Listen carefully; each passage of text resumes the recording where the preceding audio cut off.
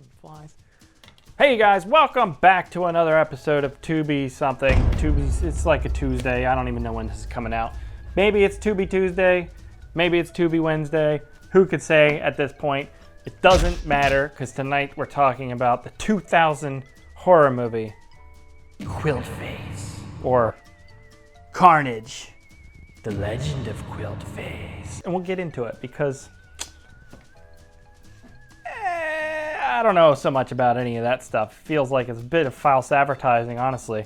I mean, what qualifies something as a legend is my first question. And what happens in this movie? I don't know why I'm just making noises now. So the movie opens with a young couple vacationing in what looks like the rubble of a building in the middle of the desert.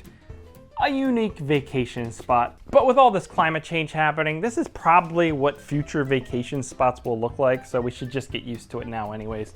So the first thing they're going to do at their vacation is do an impromptu photo shoot, as one does. And this guy does what, you know, what they always do with photographers in movies, where they just get real weird and pervy and they're like really into it, work the camera, that kind of stuff. I've been to picture people in places like that and had pictures done, and they never get weird and pervy like that. And I'm constantly disappointed because I have a lot I want to show off. I just need, I need a muse, I think is what I'm saying. And yeah, they just don't do that at picture people, frankly, even when you bring the coupon. So I don't know. Anyways, these guys, they start doing the impromptu photo shoot. It's working out pretty well. She decides to get topless because I think from an artistic point of view, honestly, toplessness amongst the rubble of the building and the heat of the desert really is just a chanté savant milieu. Art words. But they're not just gonna do a photo shoot. Oh, no sirree. No sir. They are going to fornicate. That's right, you heard it here first. And being the gentleman that he is, he lays down a nasty old blanket he finds for them to make sweet, sweet love on. But lurking just beyond a very small tree, Quiltface. He's watching everything. He's seeing it all. I don't think I could do it in the desert like this. There is nothing comfortable about this. It's 1 billion degrees. The whole time you're getting sunburn. There's sand everywhere. There's probably like bugs, like little ants. Or I don't know what's in the desert. Is there like flies and shit all around? It's just none of this sounds appealing to me. Even the rubble didn't work for me.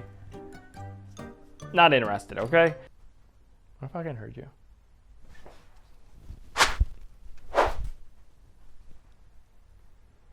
lots of flies in here. So then we get into the credits, which go on for, I don't know, like 30 to 45 minutes or so. You just get random shots of garbage within the desert, some desert scenery, lots of names of people attached to this movie. But I think they're all made up because I think this movie was made by like 4 people. And if it wasn't, it's kind of actually sad to hear. But anyways, we're going to move on past that and we introduce our 2 lead characters, Robert and Suzanne. That's not right. I don't know what their names are. I just said that out loud with confidence, which kind of works, honestly, at the time. Robert and Linda are our heroes. They're in bed sleeping, and listen to this alarm sound.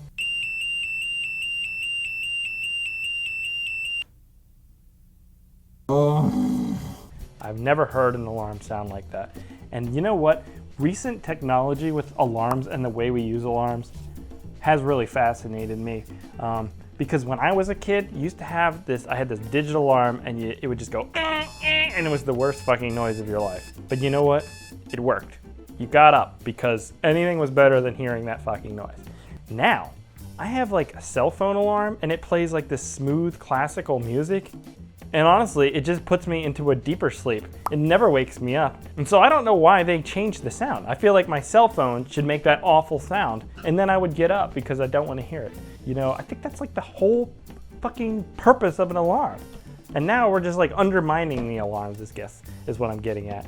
I'm in no way associated with big alarm industry, but I'm just open, you know, to sponsorships, stuff like that. Like, let's talk, you know, let's do that shit. But I'm not a sellout. How dare you accuse me of that? Anyways, we're talking about Quiltface, okay? So this couple, they're in bed. I think they're in college because they talk a lot. She makes fun of his small erection. I like that excuse for an erection of yours. She's not going down. No one's yelling timber. So after thoroughly making fun of his small little wiener, I believe is the technical term, she decides to shower. And listen to how fucking loud this shower is. And stop hacking. Alright. This is louder than the alarm. I've never heard a shower this. Like, this pressure, the amount of pressure that this is like a power washer.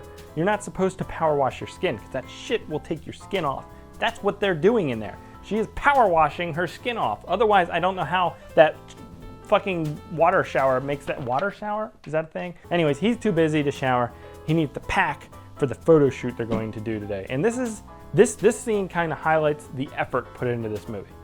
He walks into the kitchen, sits down, looks at a box of cereal. His camera bag is placed neatly on the table next to his camera.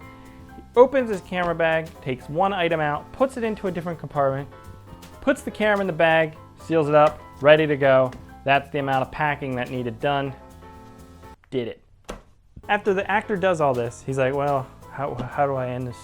Well, they're still filming. So he just puts his head on the table. That's it. That's it. I don't know why I'm disappointed. Like, I shouldn't be disappointed. There's a lot more things to be disappointed by this movie as we get into it. But that was just a little hint of what's to come, I think. So then our heroes, Robert and Linda, go outside because they're waiting for their ride to show up. Some guy they paid to drive them to the desert. And a van drives by and they signal him in different ways. Linda does the peace sign and Robert does a whole hand. Like a whole, not like a wave, but like a hand. It's really weird. I don't know how I would signal somebody. I guess I'd probably lean towards that. I'd be like this. I'd do the side hand kind of thing. I feel like that's friendly and welcoming. The whole hand thing is like a stop and it's kind of rude and aggressive. The peace sign thing, I don't know. That's like hippie-ish and I don't know, maybe it's fun or something. I don't know. Is that like I don't even know what, I feel like you're not allowed to do the peace sign anymore because it means something else now. But then if you're looking at any of these from the side, it looks like you're doing something you probably shouldn't be doing. It's a conundrum, actually, hailing down things, which is why I've never called an Uber before in my life, because I just have the fear of, like, how do I actually get their attention when they're here? Maybe we should come up with something new, like the forefinger, like that means pick me up or something, or like, what would be a cool, what kind of looks like, you make a car symbol, you know what I mean? Like, I'm like, this is all stupid. P-L-E-A-S-E. Get the fuck in, please. Thank you. I think he was trying to spell out please, or maybe I just heard it wrong, but it sounded like he spelled it T-L-E-A-S-E, which spells please, which is not please. It's please adjacent. I don't know. Let me know what you heard down in the comments, please. Now we're introducing more characters. Mike, who is a nerd. And you know that Mike is a nerd because when he gets in the van, he lets out a fart because only nerds fart. Is that true? I feel like everybody farts.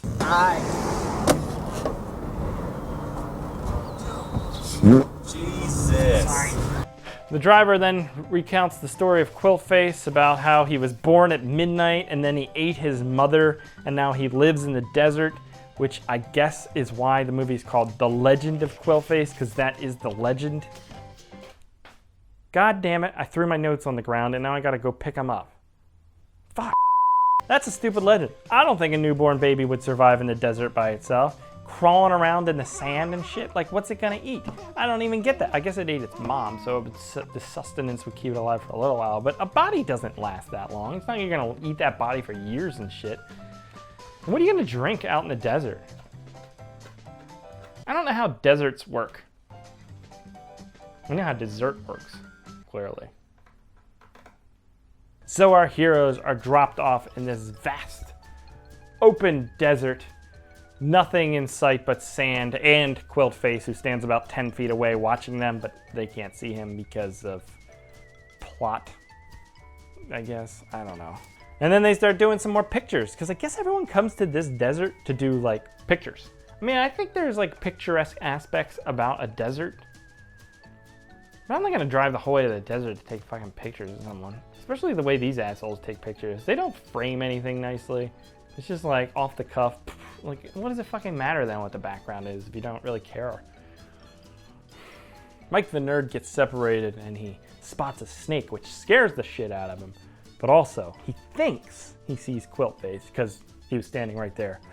But that's not the interesting part of these scenes, is in a couple shots, there's like little things that are like on the very edge of the frame. One of them kind of looks like a TV, the other kind of looks like a wall, but then when we cut back, we kind of see the whole thing, and I don't know what it is. It's like a TV in one shot, but a wall in another. What could that be that resembles both a TV and a wall? Ponder that, okay? So now Mike, he's just too nerdy. He can't walk anymore. He needs to take a little nerd rest. And then I kind of got a good look at Mike. He kind of looks like my dad looked like when I was growing up. I guess my dad was a nerd? I don't know. Like, my dad would tuck in his shirt like that, I think. And he wore jeans and shoes, but he didn't have glasses. Did he have glasses? I don't remember anything about my dad.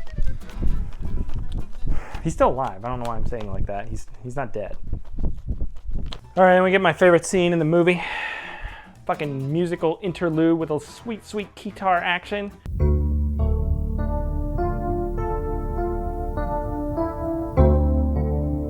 It's like some serious Casio work going on here, and it's like, you know, like deep, emotional sounding guitar stuff.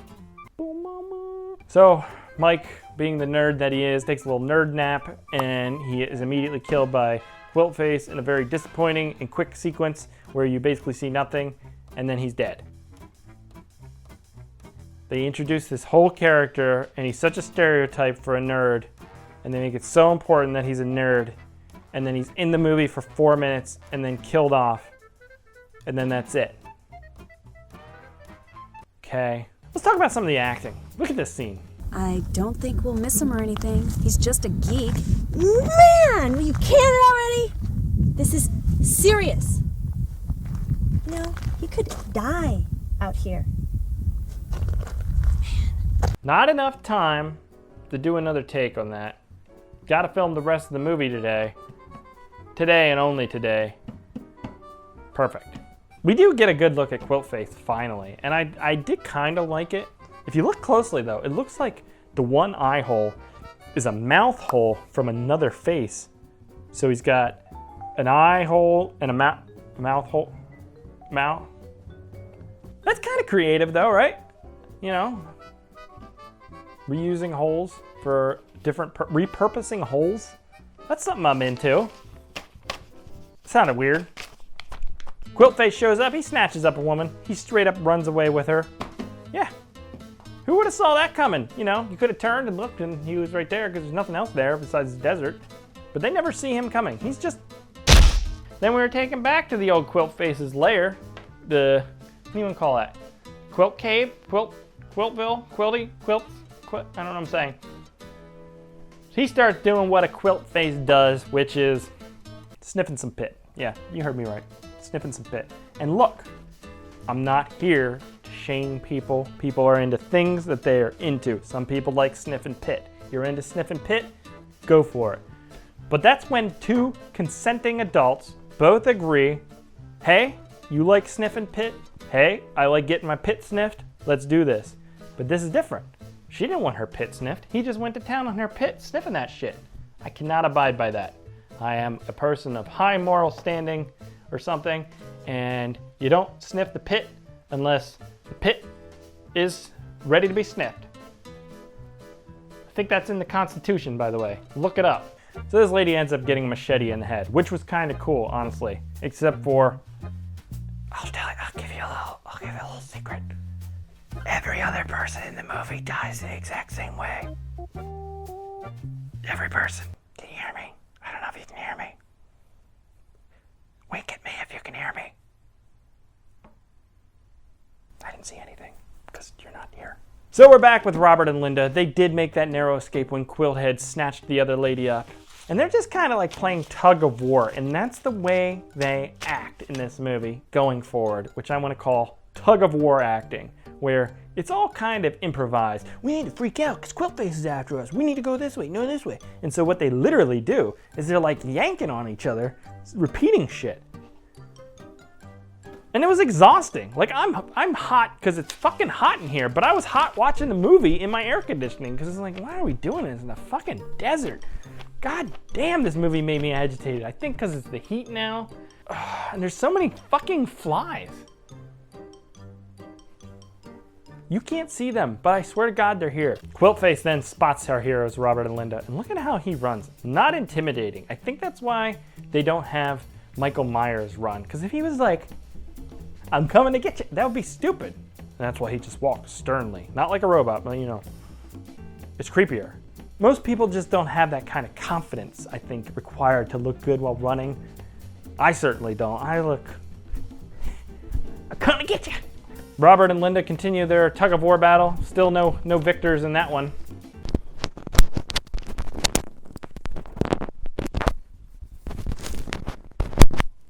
Hold on, guys.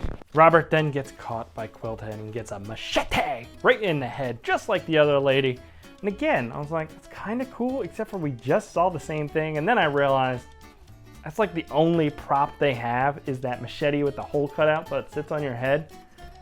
And so they keep fucking using it every fucking kill. Linda tries to get away, she trips, and then Quilthead comes up and, you know, begins like touching her inappropriately. So she decides she's gonna show Quilthead her breasts to distract him.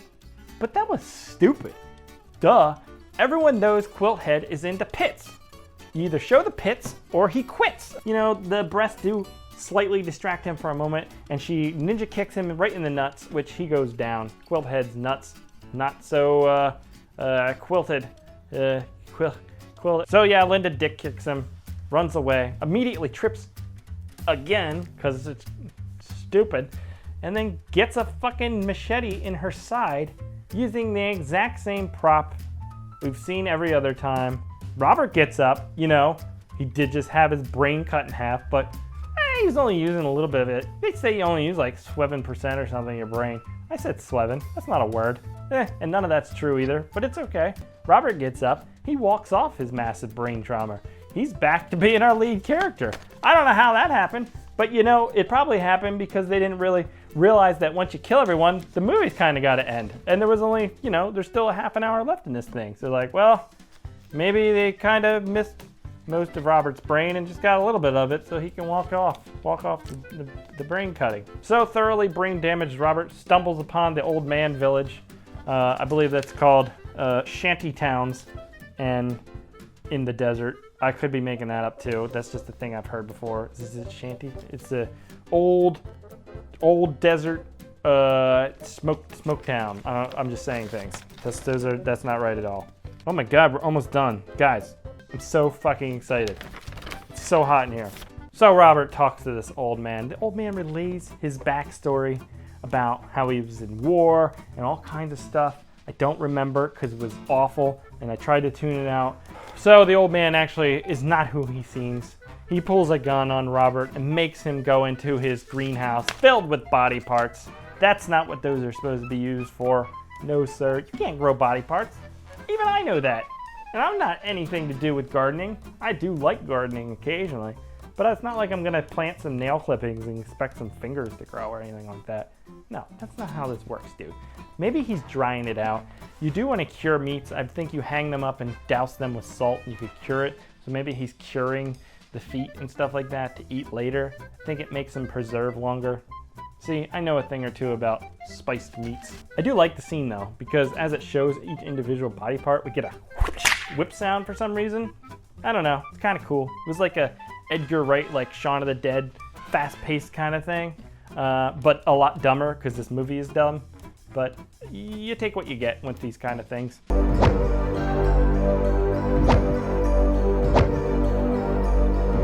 Robert is now tied up. The old man has intentions of cutting him up and eating him.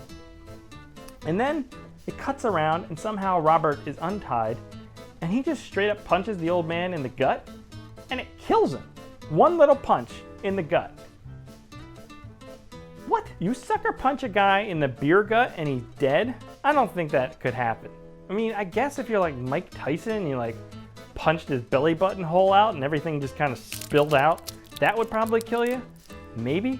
Or like you really angle it right so that you punch up and hit his heart and then blah, I don't know, that would probably kill you. I honestly have no idea. It just didn't seem realistic to me. I've been punched in the stomach before and I have a belly and I just walk that shit off. That's the prime punching spot. It goes in, it absorbs, there's lots of movement, things wobble around and you're like, yep, took that shit. It's like if you get punched in the ass. Yeah, it might hurt a little bit, but that's kind of where you want to be punched because it's just like chunky fatness, funness is what I say.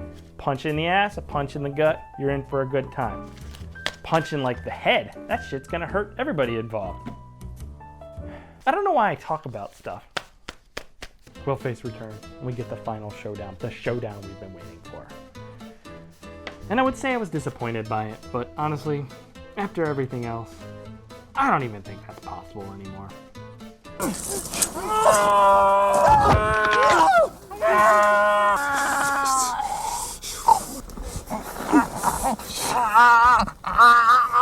Quiltface, done.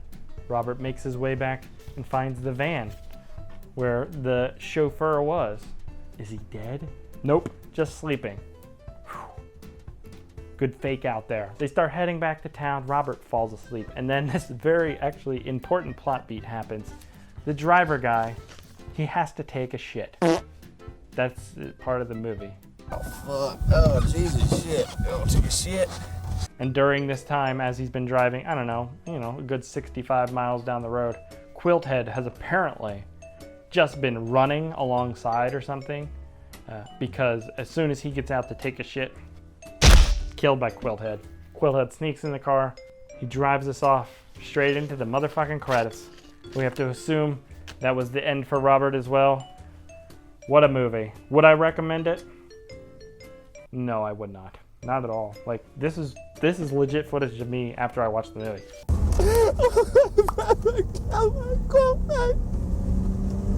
What? Quiltface is out on Tubi if you want to check it out. I highly don't recommend it. But that's going to do it for this week's episode. Leave a comment, leave a like, consider signing up on Patreon because these things take a while to put out.